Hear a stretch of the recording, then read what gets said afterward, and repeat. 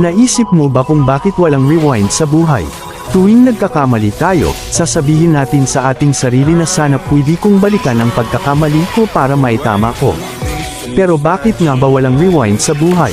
Dahil kung may rewind ang buhay, uulit-ulitin mo ang iyong pagkakamali para maitama mo ito.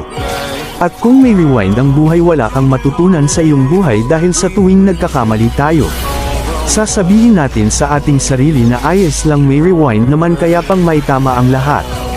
Kaya sinadya ng Diyos na walang rewind ang buhay para matuto tayo sa ating pagkakamali at hindi na natin ito gagawin.